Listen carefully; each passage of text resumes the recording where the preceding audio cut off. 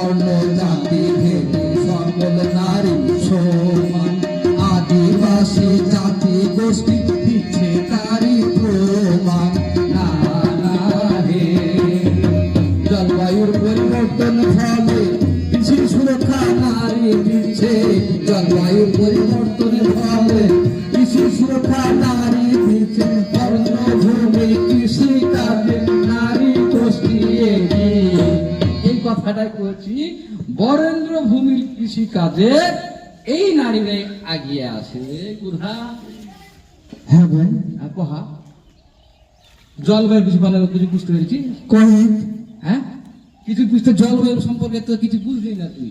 হ্যাঁ আমি তো বুঝিনি, নারীরা তো বুঝিনি, তুই তো গানে গানে কহিনি, একটু ভাঙ্গে ভাঙ্গে বুঝিয়ে দে। ভাঙ্গে ভাঙ্গে কয়েছি যে এই জলবায়ুর পরিবর্তনের ফলে যে সমাজে যেটা দরকার সেটা পাচ্ছি না, মানে বিরূপ প্রতিক্রিয়া সৃষ্টি হয়ে গেছে। হারকে কৃষি বিশেষ করে বরেন্দ্র অঞ্চলে ধান করতে লাগে, ধানে কিন্তু পানি বেশি লাগে না, কিছু জানি রে। এখন দেখায় যায় যে ধানে পানি লাগে, যে সময় পানি আছে ওই সময় ধান করবো, আর যে সময় পানিটা পাচ্ছি না ওই সময় ধানের পরিবর্তে গম করলে কেমন হয়? গমে কিন্তু ধানের চাইতে পানি কম লাগে নাকি জি?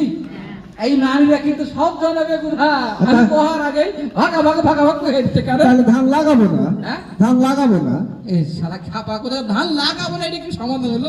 ধানও লাগাইতে হইবে, কিন্তু কথা হলো যে ধানের যে সময় দরকার সেই সময় ধান লাগাইবো, আর হচ্ছে যে সময় গম দরকার সেই সময় গম লাগাবো।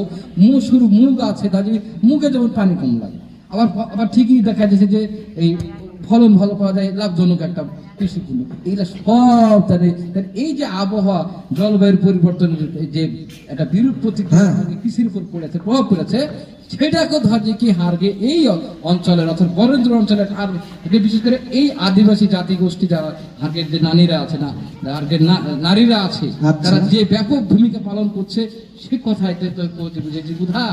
হ্যাঁ তাহলে না না, হ্যাঁ কহা।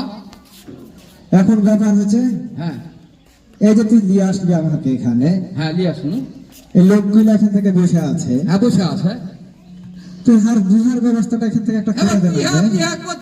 খালি ছাড়া কোনো কথা হয় না। এই যে আজকে দেখ, এখানে দেখ, এটা লেখা আছে, এটা আদিবাসী নারী কৃষকদের অগ্রযাত্রা, সহনশীল কৃষি ও ন্যায্য অধিকার শীর্ষক আলোচনা ও সাংস্কৃতিক অনুষ্ঠান।